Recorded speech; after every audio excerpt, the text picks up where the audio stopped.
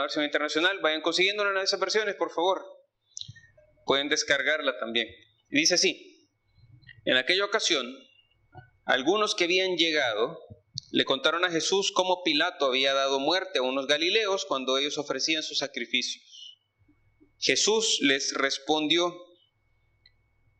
¿piensan ustedes que esos galileos, por haber sufrido así, eran más pecadores que todos los demás?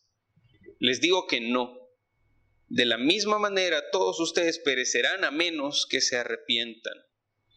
¿O piensan que aquellos 18 que fueron aplastados por la torre de Siloé eran más culpables que todos los demás habitantes de Jerusalén? Les digo que no. De la misma manera, todos ustedes perecerán a menos que se arrepientan. Pueden tomar asiento.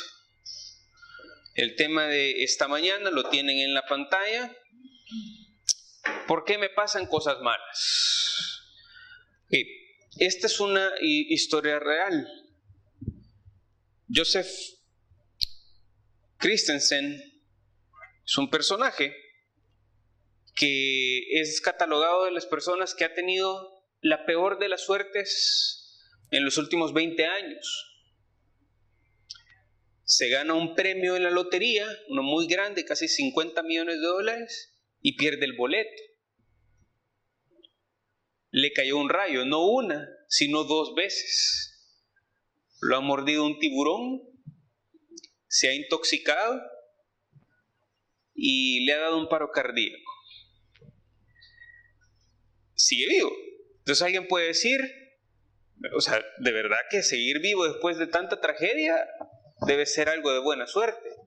Pero por otro lado, uno también se puede poner a pensar: este hombre dona para caridad, siembra árboles, ayuda a perros rescatados de la calle, y es parte de un grupo de voluntarios que da comida en un hogar de ancianos. Entonces, no está de más preguntarnos por qué a alguien tan bueno le pasan tantas cosas malas. Y esa es una pregunta que creo que es muy válida para todos nosotros, y creo que todos nos las hemos hecho en alguna ocasión. ¿Por qué me pasa esto a mí? Digo, no somos unos angelitos del Señor, pero tampoco somos Bin Laden, no somos un asesino en serie, no somos una persona que anda por la vida queriendo hacer el mal. Somos personas que cometemos nuestros errores, tenemos nuestras fallas, pero no somos como otros. ¿Por qué a nosotros nos pasan cosas así? ¿Por qué a gente en las iglesias que quiere caminar bien los asaltan? ¿Por qué a personas que como nosotros quieren hacer las cosas bien, por qué nos despiden? ¿Por qué a gente como nosotros que queremos hacer las cosas bien, por qué nos diagnostican con una enfermedad grave? ¿Por qué alguno de nuestros familiares muere? ¿Por qué nos pasan cosas en la casa? Digo, entiendo que le pasen cosas así a un sicario, a un asesino, a un corrupto, a un ladrón, pero a nosotros, ¿por qué? Es una pregunta que posiblemente nos hayamos hecho en más de alguna ocasión, y es una pregunta bastante válida. Y Jesús trata este tema, y lo trata de una manera que no es tan clara como en otras ocasiones, pero que sí es una manera bien particular de Jesús. La historia va así. Leo nuevamente el verso 1. En este mismo tiempo, en aquella ocasión, algunos que habían llegado le contaron a Jesús cómo Pilato había dado muerte a unos galileos cuando ellos ofrecían sus sacrificios. Quiero ponerlos en contexto. Pilato era el gobernador de la provincia de Judea para la época de Jesús.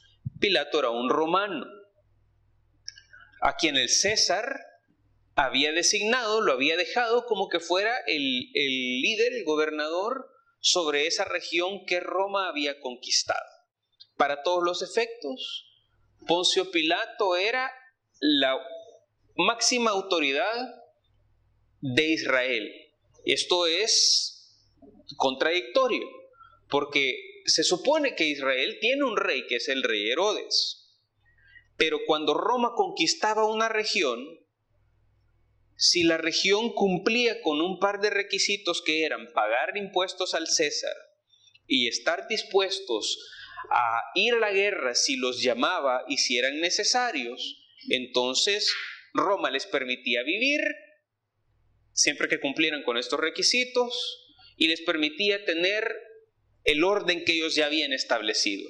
Entonces Israel podía seguir celebrando sus reuniones, podía seguir teniendo sus celebraciones bíblicas, podía seguir ofreciendo los sacrificios que ofrecían todos los años, siempre que pagaran sus impuestos y siempre que estuvieran dispuestos a ir a la guerra. Por eso es que para la época del nacimiento de Jesús, hicieron un censo para ver cuántas personas podían ir a la guerra si Roma los necesitaba que fueran para la guerra. Entonces Pilato era la máxima autoridad de esta época. Y unos galileos, que eran personas que vivían en Galilea, viajan hasta Jerusalén, que es el lugar donde está el templo, a ofrecer sacrificios. Estas personas, desde que leemos que están ofreciendo sacrificios, podemos entender que son personas que quieren cumplir con las instrucciones que Dios les ha dejado. Son personas que quieren vivir bien, quieren hacer las cosas bien, quieren obedecer a Dios en lo que Dios les ha mandado. Podemos concluir que son personas buenas. Pero por otro lado, los galileos son también personas que están un poco separadas de los que viven en Judea. Es como decir en nuestro país, los de San Miguel y los de Santa Ana son diferentes en sus prácticas, diferentes en su comida, diferentes en sus costumbres, diferentes hasta en el acento con el que hablan el español.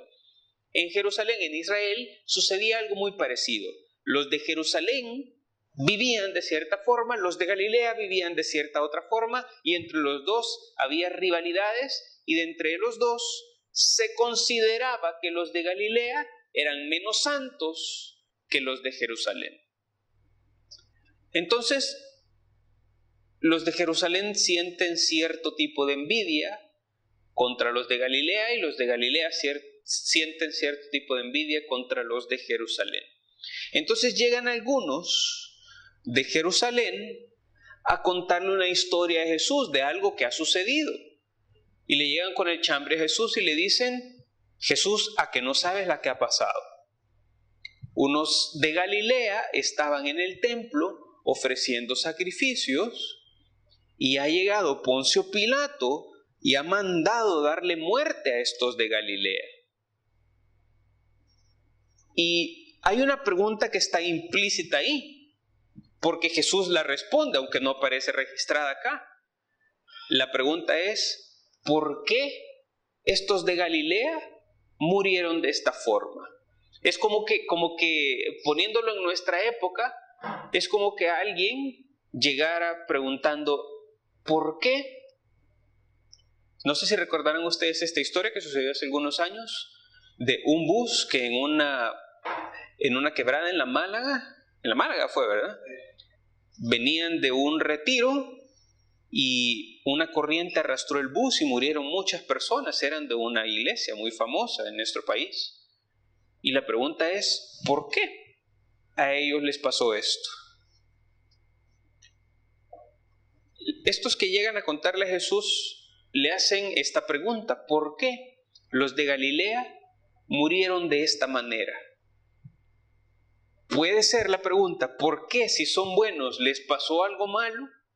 O la pregunta puede ser también: ¿qué tan malos eran para que les hubiera sucedido una muerte tan trágica?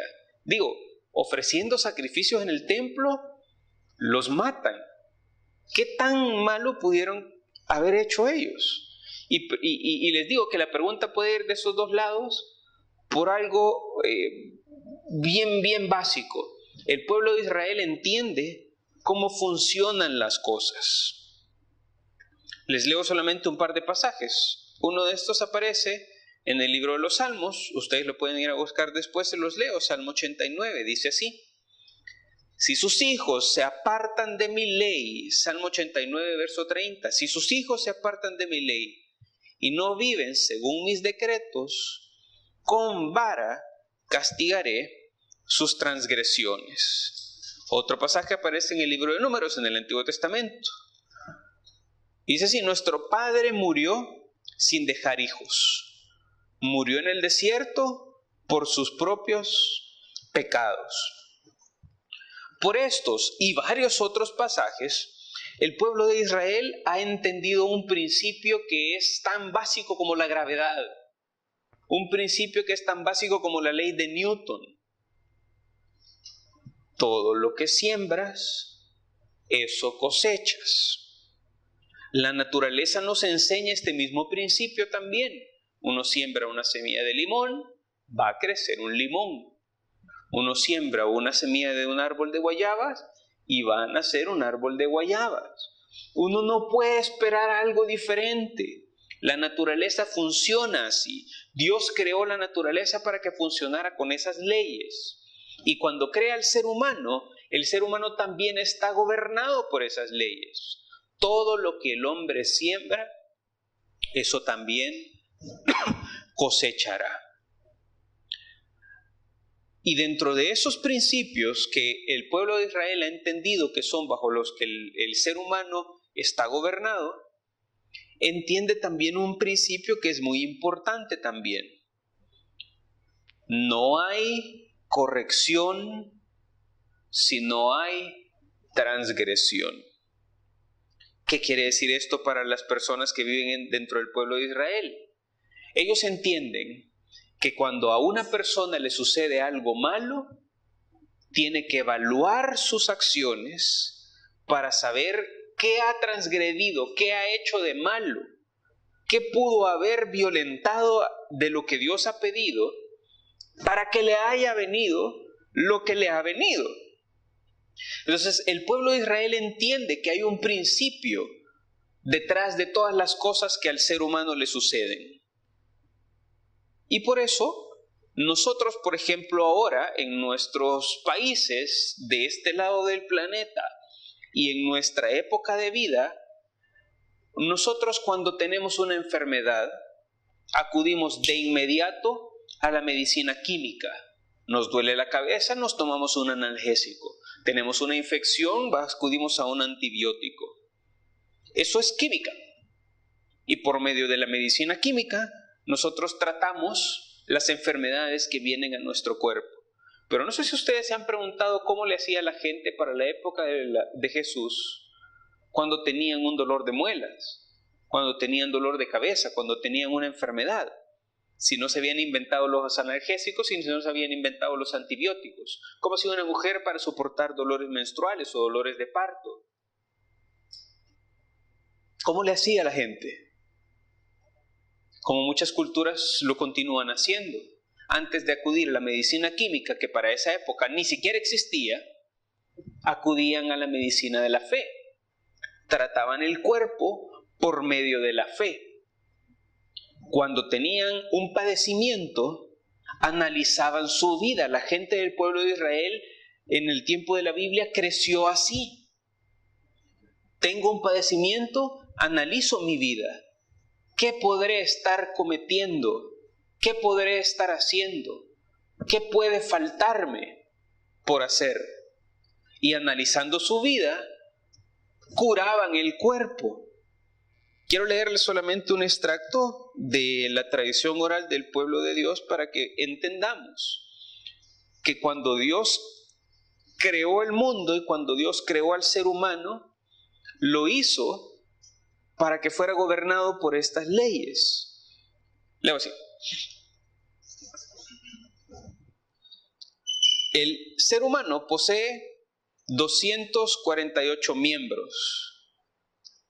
Y los dividen así: 30 huesos en la planta del pie, 10 en cada tobillo, 2 en la parte inferior de cada pierna, 5 en cada rodilla, 1 en cada muslo, 6 en las caderas, 11 pares de costillas, 30 miembros en cada mano, 6 en cada dedo, 2 en cada antebrazo, 2 en cada codo, 1 en la parte superior del brazo, 4 en cada hombro, 18 vértebras en la espina dorsal, 9 huesos en la cabeza, 8 en el cuello, 6 en el pecho, 5 en los diferentes orificios. Si ustedes sacan la matemática, suma 248 miembros.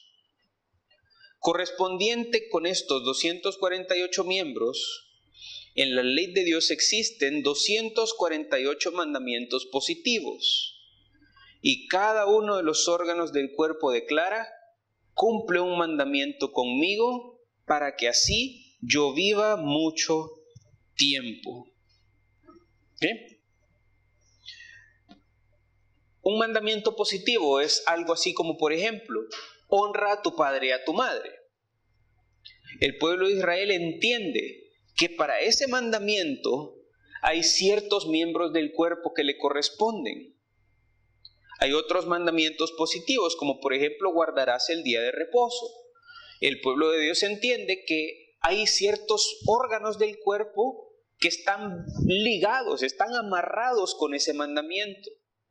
Entonces, por ejemplo, cuando ellos comenzaban a sentir un dolor de cabeza, de inmediato, antes de acudir a la medicina química, que ni siquiera existía, iban a la fe, iban a los mandamientos, a la ley de Dios, y se preguntaban: ¿con quién no he sido generoso? Porque la cabeza está ligada con el mandamiento de la generosidad.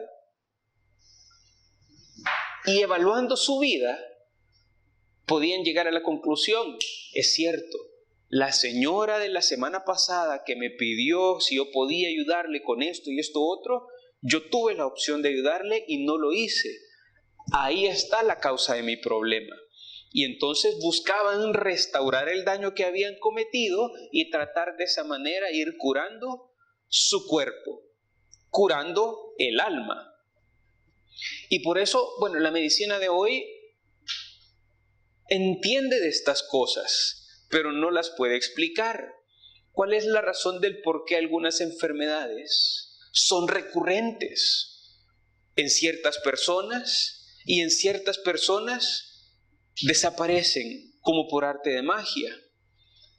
Todos estos grandes misterios de la medicina, de personas que fueron diagnosticadas con un padecimiento como por ejemplo el cáncer, y de repente sin tratamiento alguno el cáncer desaparece. La medicina química se lo explica como un milagro, y es efectivamente un milagro.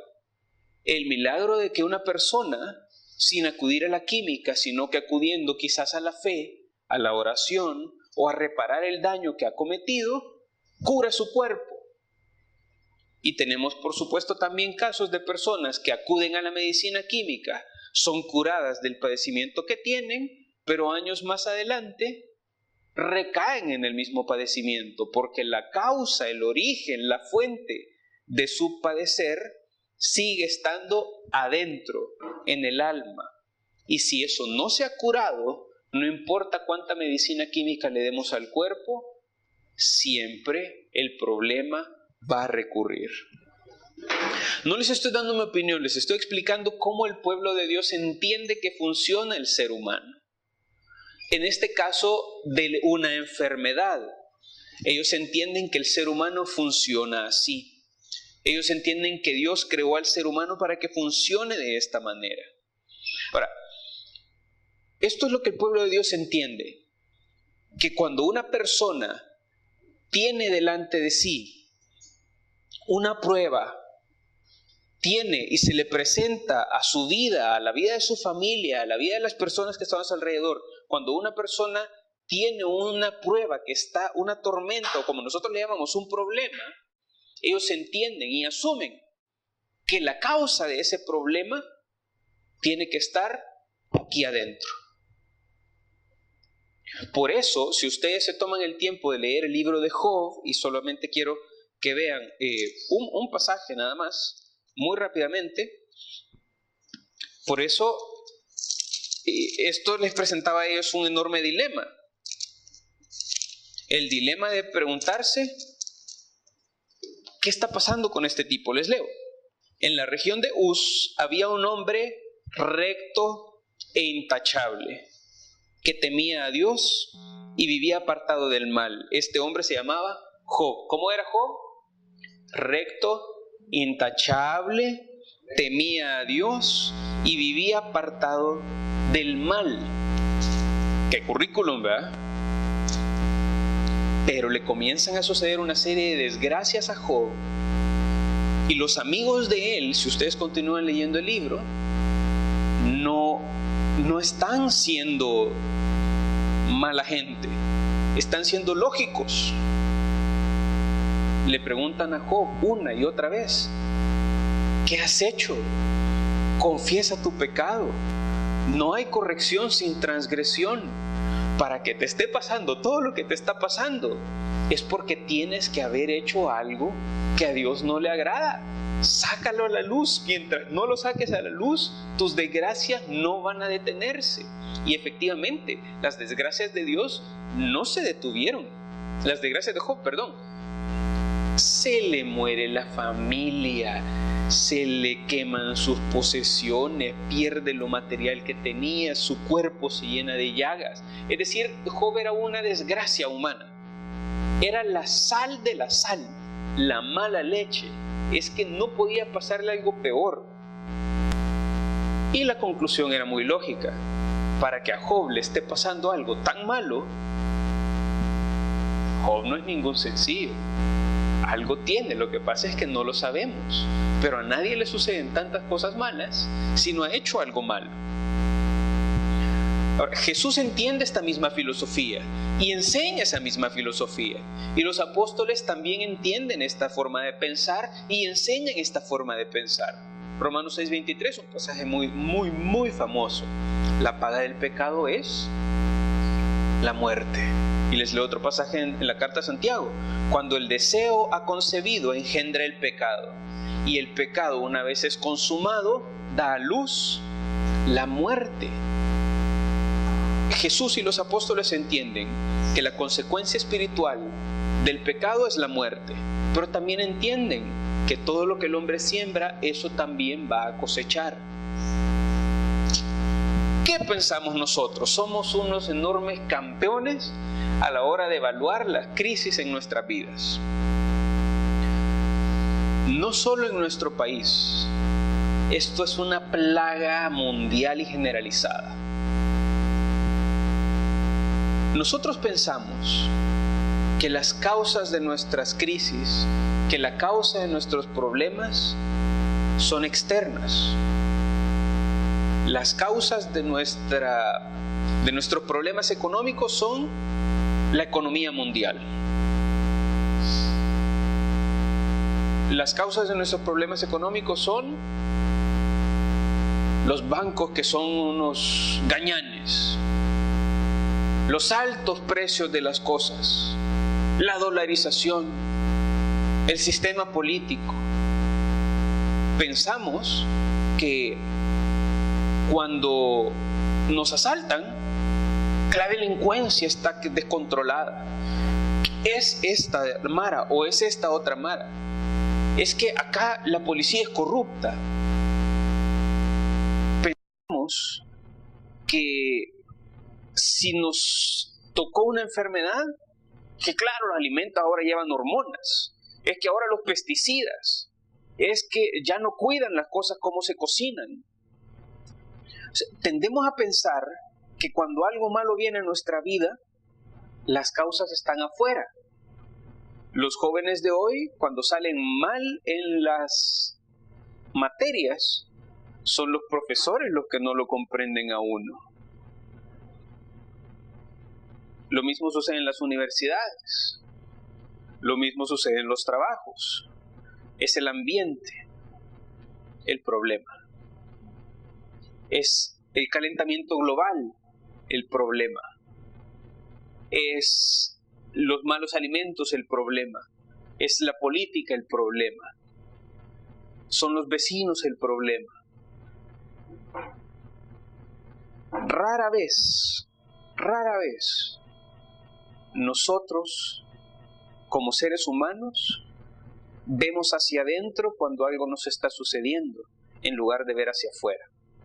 La práctica común es: ¿qué de afuera ha causado lo que me está sucediendo hoy a mí? ¿Cuándo fue la última vez que ante una crisis o ante un problema o ante una tormenta en la vida de ustedes o ante un dolor de cabeza, ¿Cuándo fue la última vez que ustedes dijeron, ¿qué me estará faltando espiritualmente? ¿O qué habré hecho mal que a Dios no le agrada? ¿Qué pueda ser la causa de esto? No estamos acostumbrados a hacerlo, pero no estaría mal que comenzáramos a hacerlo. Quiero explicarles nada más cómo sucedía esto. Cerca del año 1500, en Europa, entra una enorme plaga. Se llama la peste negra. Se supone que cuando la gente comenzaba a ver que comenzaban a aparecerle a personas llagas en la piel y como unas ronchas que se llenaban de agua y estallaban, y un olor espantoso, es como un olor a muerto, pero la persona estaba viva. La gente no entendía qué es lo que estaba pasando y no sabían qué lo causaba. Y claro, ¿cómo lo iban a saber? Si era un virus. Pero los virus, para poder verlos, se necesitan microscopios extremadamente potentes. Son microscopios electrónicos, no que uno los conecta a la corriente, sino que por medio de electrones se logran descubrir y se logran ver los virus que son microscópicos. Como son microscópicos, la gente no los ve y atribuían a otras causas que no tenían absolutamente nada que ver con la razón por la que la gente se comenzaba a enfermar. Pero la causa estaba dentro de la persona, no estaba afuera, estaba por dentro. No siempre se podía ver, no existía la tecnología para verla, pero la causa ahí estaba. Y no estaría mal que como sociedad, comenzando por nosotros que estamos reunidos acá, no estaría mal que comenzáramos una nueva forma de entender lo que sucede alrededor de nuestras vidas, o por lo menos entender nuestras crisis, y comencemos a adoptar la buenísima práctica de cuando algo nos está sucediendo mal, desde un dolor de cabeza hasta una crisis familiar, hasta una crisis laboral, hasta una crisis financiera, hasta una crisis de salud, no estaría mal que comenzáramos a adoptar la buena práctica de preguntarnos, si algo estoy padeciendo, si hay una corrección en mi vida, ¿será que estoy haciendo algo mal? ¿O será que puedo hacer algo bueno y no lo estoy haciendo? Porque la moneda tiene dos caras. Y muchas veces nos vamos a llevar la sorpresa, porque no somos unos angelitos del Señor,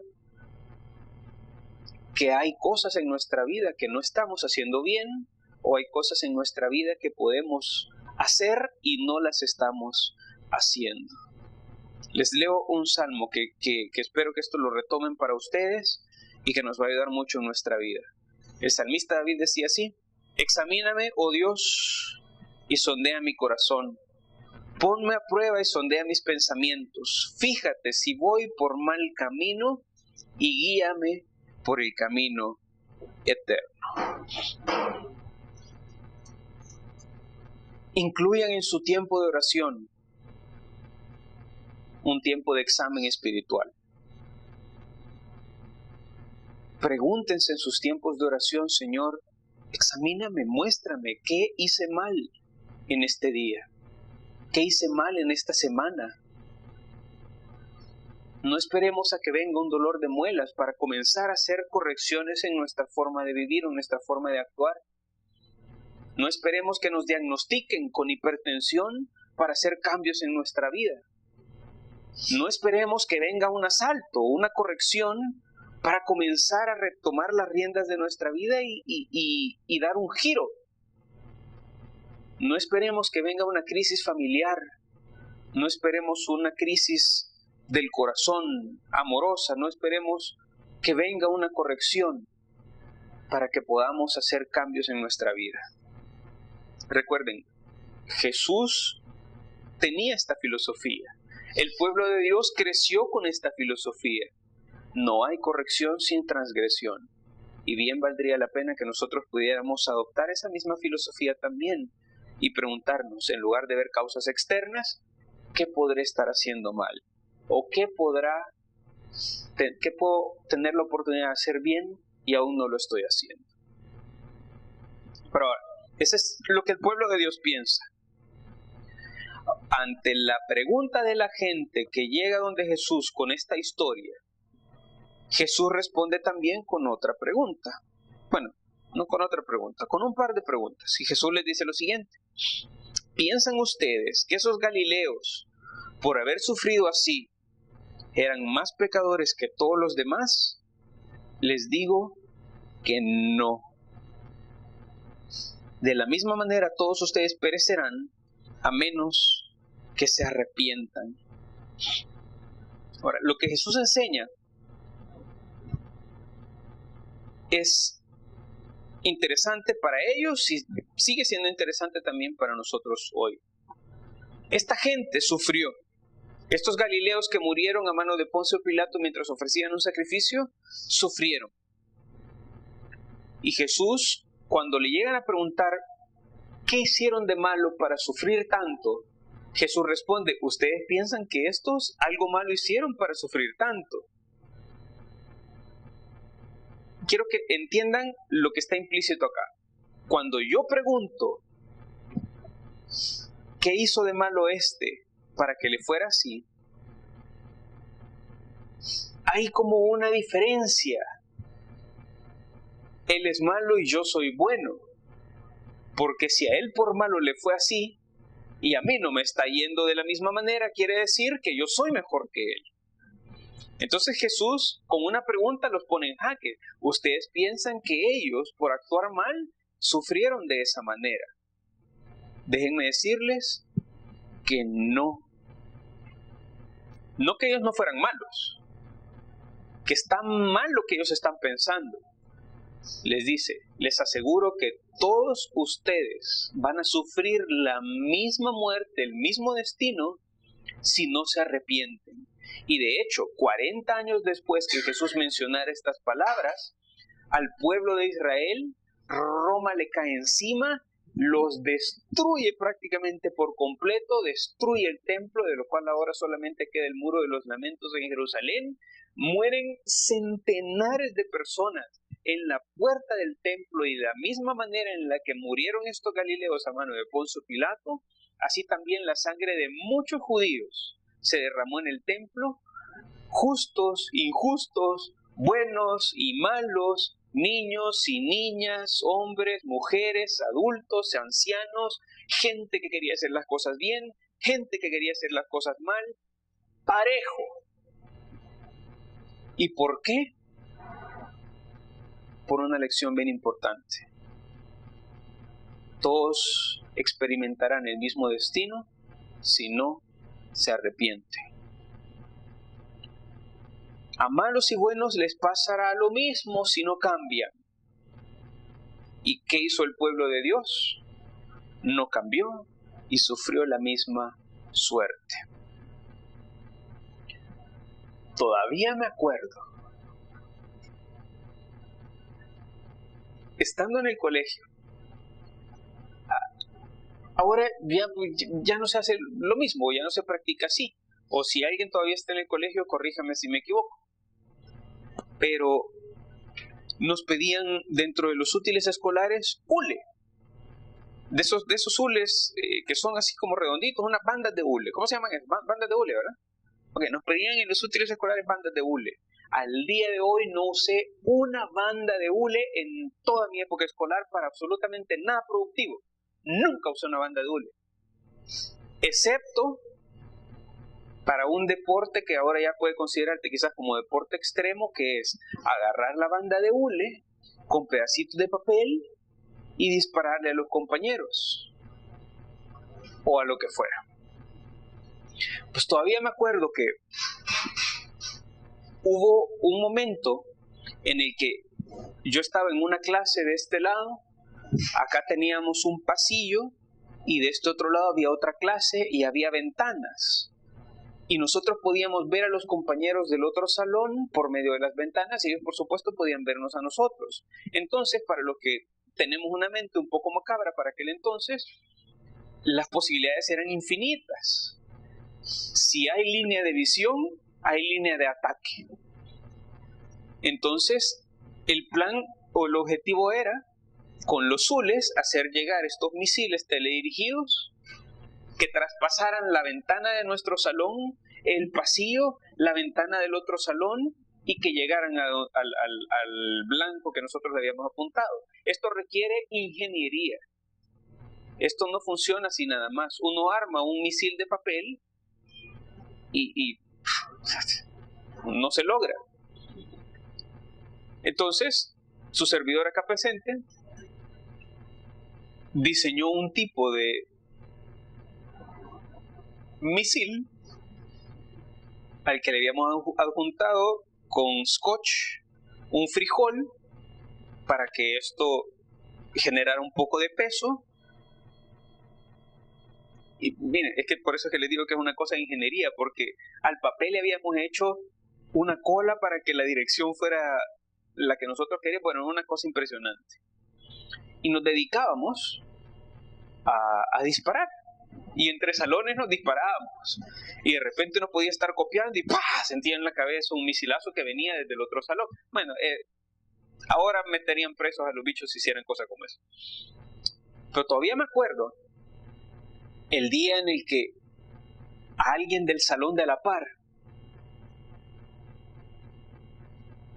llega el coordinador del grado, lo saca y los expulsa una semana por disparar misiles contra los del salón de a la par, porque se habían quejado porque uno de esos misiles había caído en el pupitre del profesor y se dio cuenta que lo habían tirado.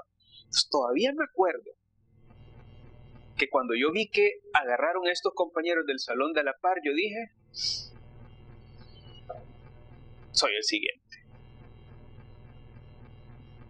Y si no paro, el siguiente soy yo y me toca. Y dije yo, de forma inteligente, señoras y señores, la producción de misiles Márquez ha terminado. Pero uno de mis compañeros decidió continuar con la práctica. Y como ya había visto cómo yo los hacía, continuó haciéndolo de la misma forma. 3 días después, cae mi compañero.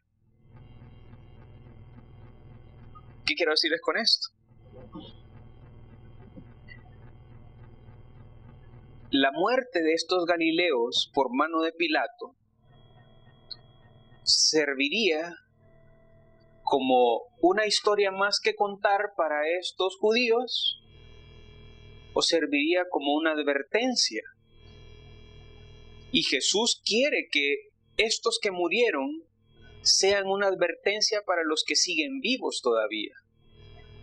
Y Jesús le dice a los que siguen vivos, si no se arrepienten, lo mismo les va a pasar a ustedes, no importa lo buenos que se crean. Entonces es muy probable que alrededor de nosotros hayan cientos de señales, muchísimas señales, de personas que han enfermado, de gente que han despedido, de gente que han asaltado, de personas que algo malo les ha sucedido en el caminar del día a día, porque eso es la ley de nuestro país y es la ley de nuestra sociedad. Y qué triste es ver que cuando nosotros vemos el sufrimiento en nuestro vecino, solamente tenemos una historia que contar, pero nunca adoptamos la práctica de decir, ¿qué puedo aprender de su sufrimiento? ¿Qué puedo cambiar yo para que no sea el siguiente en la fila? ¿Cómo vivía él? ¿Cómo vivía ella? Y de las cosas que yo sé que ella vivía y que él vivía, ¿qué puedo mejorar yo? No sea que la razón, que la causa de su sufrimiento sea lo que estaban cometiendo. No digo que andemos ojo al Cristo viendo qué es lo malo que la gente anda haciendo. Lo que sí deberíamos nosotros hacer es que cuando vemos que alguien está experimentando una corrección, pan para nuestro matate. No estaría de más y no sería una mala práctica que nosotros dijéramos, yo no quiero lo mismo, yo no quiero el mismo resultado. ¿Qué tengo que cambiar? Las causas. Y si yo estoy haciendo lo mismo, como en mi caso, que yo estaba haciendo lo mismo que los compañeros a los que habían agarrado, ¿cuál es la respuesta lógica si yo no quiero experimentar el mismo destino? Hacer lo que yo hice. Cambien. Dejen de hacer eso malo. O comiencen a hacer cosas mejores que lo que la otra persona hacía. Eso es un enorme reto. Esto nos tiene que llevar a hacer lo mismo que hacíamos, que leíamos hace unos minutos cuando leíamos el Salmo 139. Señor, examíname. Yo no quiero padecer lo mismo que están padeciendo estos familiares míos. Yo no quiero esa misma crisis familiar en mi familia. ¿Qué puedo hacer mejor en mi familia? Yo no quiero la misma suerte que mi colega. ¿Qué puedo cambiar? ¿Qué puedo hacer diferente a lo que hizo él, a lo que hizo ella, para no tener la misma suerte? Asaltaron al fulano. Señor, examíname. ¿Qué estoy haciendo igual que él para que lo cambie y así no tenga yo que sufrir el mismo padecimiento? No esperemos que la misma suerte venga por nosotros. No esperemos que el tiempo pase y que el mismo sufrimiento caiga sobre nuestra cabeza. Tenemos la oportunidad. El problema es que como seres humanos, y el problema es que como iglesia cristiana, estamos tan mal acostumbrados, desde los jóvenes hasta los adultos. La norma es: ¿qué tanto puedo estar cerca del mal y no quemarme? Esto es como los niños. Los niños prueban a los papás. ¿Qué tanto puedo jalar la pita y no me estiran? Y no se rompe. Y por eso es que dicen que a los niños hay que ponerle freno bien chiquitos, porque uno les da la mano y agarran el codo. Y los niños, es cierto, hasta cierto punto cumplen con esa norma. La filosofía de la vida es esa. Y esto lo llevamos más adelante. ¿Qué tanto puedo estar cerca del fuego sin quemarme? Y la iglesia cristiana padece de este mal. Queremos vivir una vida de pecado sin las consecuencias del pecado. Y la naturaleza y el ser humano no funciona así. Dios no creó al ser humano para que funcione bajo esas leyes. Lo que siembren van a cosechar. Y después, pues no se quejen si les aparecen limones en su patio, si lo que sembraron fueron limones.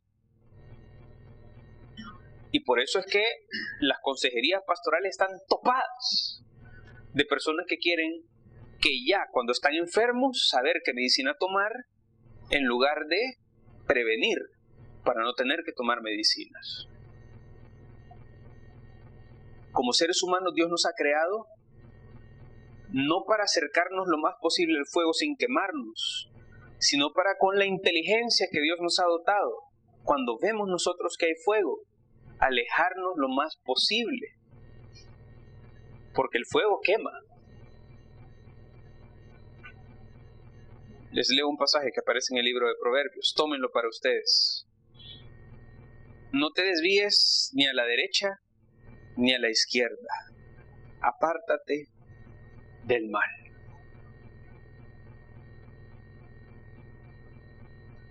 Tu responsabilidad, mi responsabilidad, la de todos nosotros, es ver el mal y alejarnos lo más posible. No ver hasta qué punto podemos estar cerca sin todavía quemarnos. Y cuando vemos que algo ha sucedido en alguien alrededor de nosotros, una buena filosofía debería ser: ok, examino mi vida, veo qué puedo cambiar para que la suerte que corrió esta persona no sea la misma que corra por nosotros. Por favor, pongámonos de pie.